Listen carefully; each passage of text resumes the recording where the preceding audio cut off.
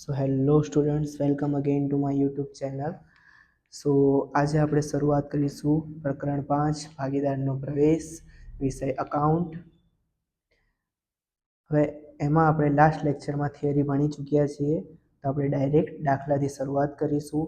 તમારે 8 માર્ક્સમાં આ સમ પૂછાશે વિભાગ એની અંદર. તો આપણે પહેલો સમ જોઈએ. આભા અને બીના 2:1ના પ્રમાણમાં નફો નુકસાન વહેંચતા એક પેઢીના ભાગીદારો છે. તારીખ 31/3/2017ના રોજ તેમની પેઢીનું પાકું સરવૈયું નીચે મુજબ હતું. આ તમને પાકું સરવૈયું દર્શાવેલું છે. તેઓએ 1/4/2017થી ઋષિલને નવા ભાગીદાર તરીકે નીચેની શરતોએ દાખલ કર્યો. જ્યારે દાખલામાં દાખલ કર્યો એવો શબ્દ દેખાય એટલે પ્રવેશનો સમ છે એમ માની લેવું. હવે તમને આ બધા હવાલા આપ્યા છે અને હવાલા પરથી તમને કહ્યું છે કે જરૂરી આમનો જ લખી પુનઃ મૂલ્યાંકન ખાતું, ભાગીદારોના મૂડી ખાતા, રોકડ/બેંક ખાતું અને પ્રવેશ બાદનું પાકું સરવૈયું તૈયાર કરો. તો આપણે પુનઃ મૂલ્યાંકન ખાતું, મૂડી ખાતા, રોકડ/બેંક ખાતું અને પાકું સરવૈયું આટલી વિગતો અંદર તૈયાર કરીશું. સૌથી પહેલાં મેં તમને જેમ સ્ટેપ ગણાયા હતા એ પ્રમાણે જ આપણે દાખલો ગણીશું. સ્ટેપમાં સૌથી પહેલાં આપણે હવાલા ટીક કરીએ છીએ. તો આપણે પહેલાં હવાલા ટીક કરી લઈએ. જમીન મકાનની કિંમત 17,000થી વધારવી, તો જમીન મકાનને તમે ટીક કરી લેશો. યંત્રોની કિંમત 32,000 સુધી ઘટાડવી, તો યંત્રોને ટીક કરી લઈશું. દેવાદારો પર 10% ગાલખાત અનામત રાખવી, તો દેવાદારોને ટીક કરી લઈશું. નહીં ચૂકવેલ વીજળી બિલ માટે 1100ની જોગવાઈ કરવી, વીજળીનું બિલ ચૂકવ્યું નથી, આમાં કોઈ હવાલો ટીક નહીં થાય. ત્રણેય ભાગીદારનું નફા નુકસાન નવું પ્રમાણ પણ તમને આપેલું છે.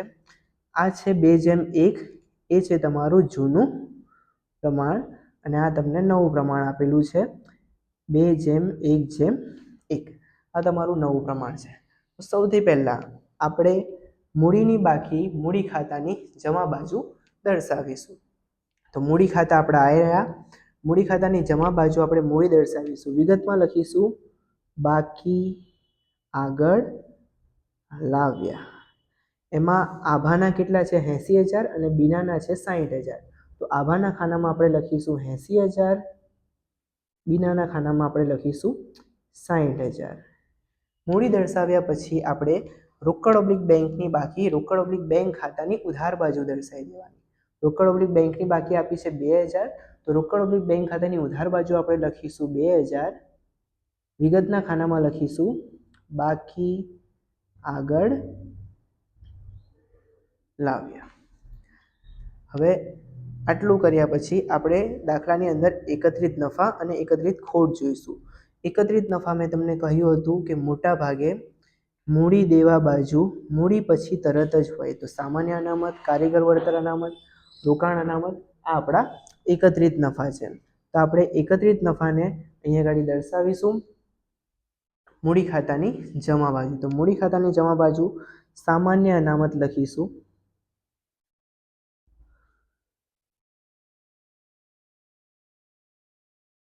એકત્રિત નફા હંમેશા જૂના પ્રમાણમાં જમા થાય. તો જૂનું પ્રમાણ આપણને આપ્યું છે 2:1. તો 2:1 મુજબ આપણે સામાન્ય અનામતને વહેંચી લઈશું. સામાન્ય અનામત 18,000 છે. હવે 18,000ને 2:1 મુજબ આપણે વહેંચવી છે. તો આપણે શું કરીશું? 18,000ને 2:1 મુજબ વહેંચવી હોય તો 18,000 છે ગુણ્યા 2 ભાગ્યા આ બંનેનું ટોટલ 2 ને 1 3, તો ભાગ્યા 3 કરીશું. કેટલા આવશે? 12,000. તો આભાના ખાનામાં તમે લખશો 12,000 રૂપિયા. એ જ રીતે બીનાનું મેળવવું હોય તો ફરીથી કેટલું હતું? 18,000 હતું. એમાં બીનાનો ભાગ હતો 1 ભાગ્યા તમે કરશો 3, એટલે તમને મળશે અહીંયા આગળ 6,000 રૂપિયા. સામાન્ય અનામત પછી કારીગર વળતર અનામત એ પણ એકત્રિત નફો છે. તો સામાન્ય અનામતની નીચે લખીશું કારીગર વળતર અનામત. એ પણ જૂના પ્રમાણ 2:1 મુજબ જ વેચવાની છે. કારીગર વળતર અનામત તમારી પાસે છે 4500 રૂપિયા. 4500 રૂપિયાને આપણે 2:1 મુજબ વેચવા છે. તો 4500 ગુણ્યા આભાનો ભાગ 2 છે તો ગુણ્યા 2 ભાગ્યા ટોટલ કેટલું આવશે? 3. તો આભામાં લખીશું 3,000 અને બીનામાં આવશે ફરીથી 4500 ગુણ્યા બીનાનો ભાગ છે 1 ભાગ્યા 3. કેટલા આવશે? 1500 રૂપિયા. એ જ રીતે રોકાણ અનામત એ પણ એકત્રિત નફો છે, તો રોકાણ અનામતને પણ વેચી લઈશું. રોકાણ અનામત ટોટલ તમને આપી છે 1500 રૂપિયા. 1500 ને તમે 2:1 મુજબ વેચશો તો આભાના આવશે 1000 અને બીનાના આવશે 500 રૂપિયા. હવે એકત્રિત નફો વહેંચી લીધા પછી આપણે મિલકત લેણા બાજુ જોવાનું કે આપણને એક પણ એકત્રિત ખોટ આપી છે. એકત્રિત ખોટ મોટા ભાગે મિલકત લેણા બાજુ છેલ્લે હોય છે, તો છેલ્લે જાહેરાત ઝુંબેશ ખર્ચ આપ્યો છે એ આપણી એકત્રિત ખોટ કહેવાશે. તો એકત્રિત ખોટ આપણે અહીંયા આગળ મૂડી ખાતાની ઉધાર બાજુ લખીશું. જાહેરાત ઝુંબેશ ખર્ચ તમને આપ્યો છે 6000 રૂપિયા ખર્ચ. તો એ 6000 ને આપણે 2:1 મુજબ વેચવા છે, તો 6000 ગુણ્યા 2 ભાગ્યા 3 કેટલા આવશે? 4000 રૂપિયા આભાના અને બીનાના આવશે 2000 રૂપિયા. એકત્રિત ખોટ અને એકત્રિત નફા વહેંચાઈ ગયા. એ વહેંચ્યા પછી સૌથી પહેલા આપણે મિલકત લેણા બાજુ જતા રહીશું. હવે મિલકત લેણા બાજુ આપણે જોઈએ તો જે હવાલાઓ ટીક છે એ અમાઉન્ટ અંદર લખીશું, બાકી બધી બહાર. હવે મિલકત લેણા બાજુ શરૂઆતમાં પાઘડી આપી છે. આ જે પાઘડી છે એ જૂની પાઘડી છે, અને જો જૂની પાઘડી આપી હોય તો એ પાઘડીને આપણે જૂના પ્રમાણ મુજબ માંડી વાળવાની. તો અહીં લખીશું આપણે પાઘડી ખાતે 18000 ને જૂના પ્રમાણ મુજબ આપણે માંડી વાળીશું. તો 18000 ગુણ્યા આભાનો ભાગ છે 2 ભાગ્યા કરીશું 3, એટલે આભાના આવશે 12000 રૂપિયા. અને બીનાનો ભાગ શોધવો હોય તો 18000 ગુણ્યા બીનાનો ભાગ છે 1 ભાગ્યા 3, બીનાના આવશે 6000 રૂપિયા. એના પછી આપણે હવાલાઓ જે આપણને વિગતો આપી છે, જેમ કે જમીન મકાન યંત્રો સ્ટોક દેવાદારો, બરાબર, જેની અમાઉન્ટ ટીક છે એ બધી અમાઉન્ટ આપણે અંદરના કોલમમાં લખીશું, બાકી બધી બહારના કોલમમાં. જેમ કે જમીન મકાન છે ટીક છે, એટલે આપણે જમીન મકાનની કિંમત અંદરના કોલમમાં લખીશું. તો જમીન મકાન અંદરના કોલમમાં લખીશું 72000 રૂપિયા.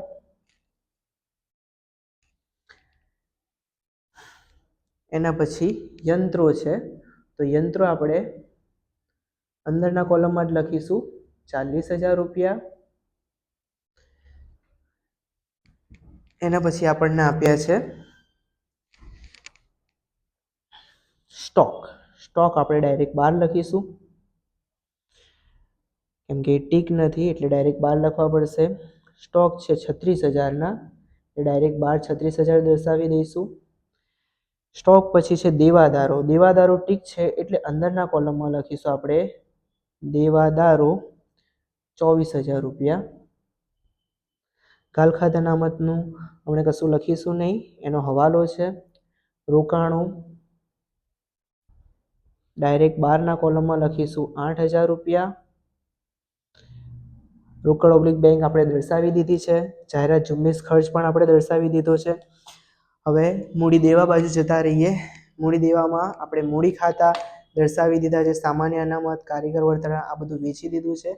લેણદારો બાકી છે, તો લેણદારો ટીક નથી એટલે ડાયરેક્ટ બહારના કોલમમાં લખીશું લેણદારો 28000 રૂપિયા. દેવી હુંડી ડાયરેક્ટ બહારના કોલમમાં લખીશું 12000 રૂપિયા.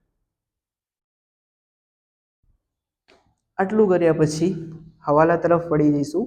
હવે હવાલાની અંદર પાઘડીનો હવાલો આપણે સૌથી છેલ્લે સોલ્વ કરીશું. સેકન્ડ નંબરનો હવાલો જો જમીન મકાનની કિંમત 17000 થી વધારવી. તો જમીન મકાનની કિંમતમાં વધારો કરવાનો કીધો છે 17000, તો વધારો પ્લસ થશે. જમીન મકાનની અંદર આપણે 17000 રૂપિયા પ્લસ કરીશું. તો 72000માં આપણે 17000 પ્લસ કરીએ, પ્લસ 17000, 82000 બહારના કોલમમાં લખીશું. હવે જમીન મકાનમાં વધારો થયો એ આપણા માટે ફાયદો કહેવાય. જો ફાયદો હોય તો પુનઃ મૂલ્યાંકન ખાતાની જમા બાજુ દર્શાવવા. જમા બાજુ લખવાના જમીન મકાન ખાતે, કૌંસમાં તમે વધારો લખી શકો છો. 17,000 રૂપિયા.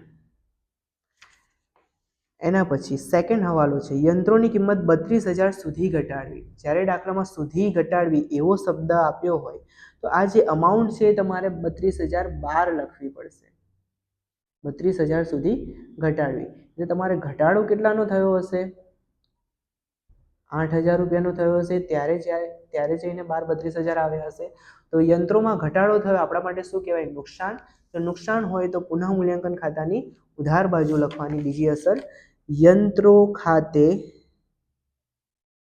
કૌંસમાં ઘટાડો 8,000. હવાલા નંબર 4, દેવાદારો પર 10% ગાલખાદ અનામત રાખવી. તો અહીંયા ગાલખાદ અનામત 10% લખીએ. 24,000 ના 10% થશે 2,400. તો આપણે 24,000 માંથી 2,400 બાદ કરીશું તો કેટલા મળશે આપણને? -2,400, 21,600. હવે આપણી આ જે ગાલખાદ 2,400 આવી, પહેલા આપણી ગાલખાદ કેટલી હતી? 2,000 અને હવે કેટલી થઈ? 2,400. તો ગાલખાદ અનામતમાં 400 રૂપિયાનો વધારો થયો. તો એ 400 રૂપિયાનો વધારો આપણા માટે નુકસાન કહેવાય. તો પુનઃ મૂલ્યાંકન ખાતાની ઉધાર બાજુ લખીશું 400 રૂપિયા. વિગતમાં લખીશું ગાલખાદ અનામત ખાતે 400 કઈ રીતે આવ્યા? તો 2,400 માંથી આપણે 2,000 બાદ કરીશું, નવી માઇનસ જૂની ગાલખાદ, એટલે 400 રૂપિયા આપણને ગાલખાદ અનામત મળી. હવાલા નંબર 5, નહીં ચૂકવેલ વીજળી બિલ માટે 1,100ની જોગવાઈ કરવી. નહીં ચૂકવેલ એટલે કે ચૂકવવાનું બાકી છે. તો ચૂકવવાનું બાકી આપણા માટે દેવું કહેવાય. દેવું મૂડી દેવા બાજુ લખવાનું આપણે. તો મૂડી દેવા બાજુ લખીશું નહીં ચૂકવેલ વીજળી બિલ 1,100 રૂપિયા. ભવિષ્યમાં આપણે એ બિલ ચૂકવવું પડશે તો આપણા માટે નુકસાન કે ખર્ચ કહેવાય. તો પુનઃ મૂલ્યાંકન ખાતાની ઉધાર બાજુ 1,100 રૂપિયા. વિગતમાં લખીશું નહીં ચૂકવેલ વીજળી બિલ.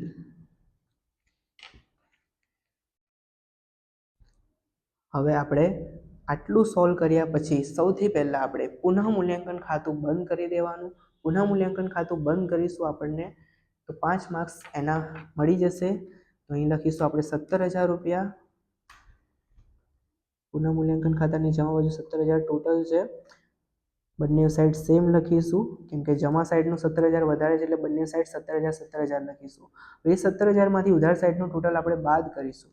-1,100 -8,000 -400 રૂપિયા, 7,500 રૂપિયા આવશે. હવે આપણો ડિફરન્સ આવ્યો 7,500 રૂપિયા. તો આ 7,500 રૂપિયા જે ડિફરન્સ છે એને આપણે લઈશું ભાગીદારના મૂડી ખાતે. તો એ વિગતમાં લખીશું ભાગીદારના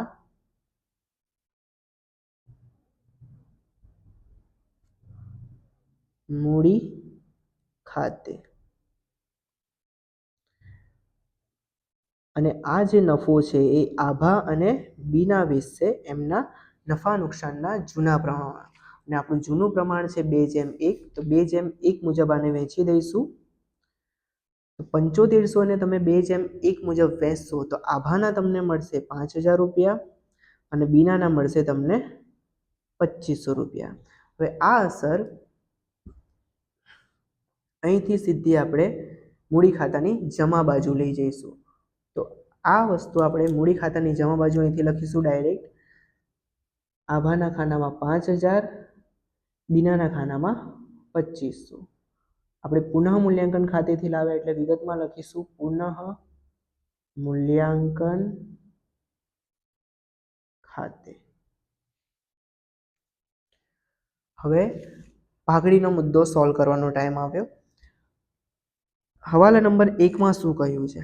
ઋષિલ 1 લાખ મૂડી તરીકે અને 24,000 પાઘડી પેટે રોકડા લાવશે. એટલે મૂડી અને પાઘડી બંને રોકડમાં લાવશે. તો સૌથી પહેલા 1 લાખ મૂડી તરીકે રોકડા લાવશે તો એની આમનોંધ આ રીતે થશે: રોકડ ખાતે ઉધાર તે ઋષિલના મૂડી ખાતે જમા. તો રોકડ ખાતાની ઉધાર બાજુ આપણે 1 લાખની એન્ટ્રી આપીશું. રોકડ ખાતાની ઉધાર બાજુ આપણે લખીશું 1 લાખ રૂપિયા અને ઋષિલ લઈને આવ્યો છે એટલે વિગતમાં લખીશું ઋષિલના મૂડી ખાતે. બીજી અસર, ઋષિલના મૂડી ખાતે જમા છે તો મૂડી ખાતાની જમા બાજુ લખીશું ઋષિલના ખાનામાં 1 લાખ અને ઋષિલ રોકડા લઈને આવ્યો હતો એટલે વિગતમાં આપણે લખીશું રોકડ ખાતે. હવે 24,000 પાઘડી પેટે તે રોકડા લઈને આવ્યો છે. હવે કોઈ પણ ભાગીદાર પોતાના ભાગની પાઘડીની રકમ રોકડમાં લાવે તો આપણે આ બે નોંધ યાદ રાખવાની. રોકડ ખાતે ઉધાર તે પાઘડી પ્રીમિયમ ખાતે, પાઘડી પ્રીમિયમ ખાતે ઉધાર તે ભાગીદારોના મૂડી ખાતે. અને એ જે પાઘડી છે આપણે એને ત્યાગના પ્રમાણમાં વહેંચીશું. હવે ત્યાગના પ્રમાણમાં વેચવું હોય તો આપણી પાસે ત્યાગનું પ્રમાણ હોવું જોઈએ. તો ત્યાગનું પ્રમાણ શોધવા માટે આપણી જોડે જૂનું અને નવું પ્રમાણ બંને આપેલું હોવું જોઈએ. અહીંયા બંને પ્રમાણ આપ્યા છે એટલે આપણે પાઘડીને આપણે ત્યાગના પ્રમાણમાં વેચી શકીશું. તો સૌથી પહેલા આપણે ત્યાગનું પ્રમાણ શોધવું પડશે. હવે આભાનો ત્યાગ શોધવો છે તો આભાનો જૂનો ભાગ જોવો પડે. આભાનો જૂનો ભાગ કેટલો આપ્યો છે 2 એના કુલ ભાગ કેટલો છે 3 માઇનસ આભાનો નવો ભાગ છે 2/5. ચોકડી ગુણાકાર કરીએ 2 પંચા 10, 3 દુ 6 अपन 3 પંચા 15. 10માંથી 6 જશે તો 4/15. બીનાનો ત્યાગ શોધવો છે તો બીનાનો જૂનો ભાગ જોઈએ. બીનાનો જૂનો ભાગ આપ્યો છે તમને 1/, ટોટલ આવશે 3 માઇનસ નવો ભાગ છે એનો 1/5. આમાં પણ ચોકડી ગુણાકાર કરીશું 1 પંચું 5, 1 તરી 3 अपन 3 પંચા 15. 5માંથી 3 જશે તો 2/15. હવે આભાનો ભાગ આવ્યો 4/15. બીનાનો ભાગ આવ્યો 2/15. હવે છેદ સરખા છે એટલે આપણે પ્રમાણ થઈ જશે 4/2 અને એને ટૂંકમાં ફેરવીશું તો આને 2 વડે ભાગીએ તો 2 દુ 4, આને 2 વડે ભાગીશું 2/1. તો આભાનો ભાગ આવશે 2 અને બીનાનો ભાગ આવશે 1. આ તમારું ત્યાગનું પ્રમાણ છે. તો ત્યાગનું પ્રમાણ આપણે લખીશું અહીંયા ગાડી 2/1. ત્યાગનું પ્રમાણ 2/1. હવે આપણે પાઘડી જોઈ લઈએ. પાઘડી આપણને કેટલી આપી છે 24,000. તો એ 24,000 પાઘડી અહીંયા આગળ દર્શાવીશું. રોકડ ખાતે ઉધાર 24,000, એ પાઘડી પ્રીમિયમ ખાતે 24,000. પાઘડી પ્રીમિયમ ખાતે ઉધાર 24,000 આવશે.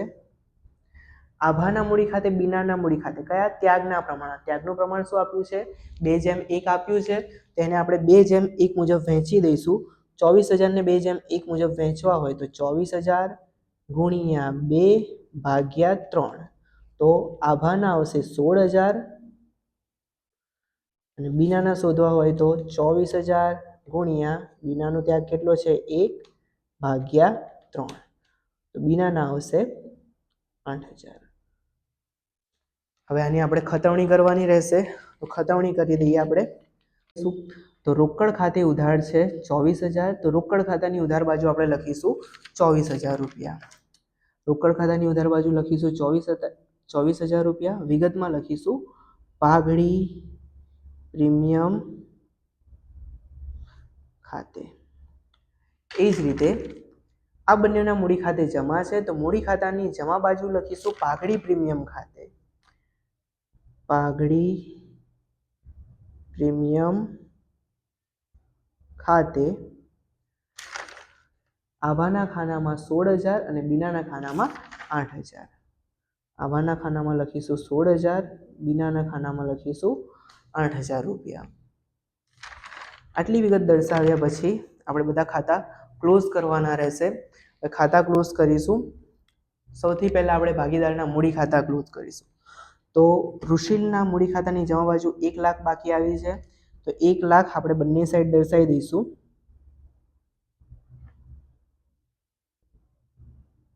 ઓકે, ઋષિલમાં ડિફરન્સ આવશે 1,00,000 રૂપિયાનો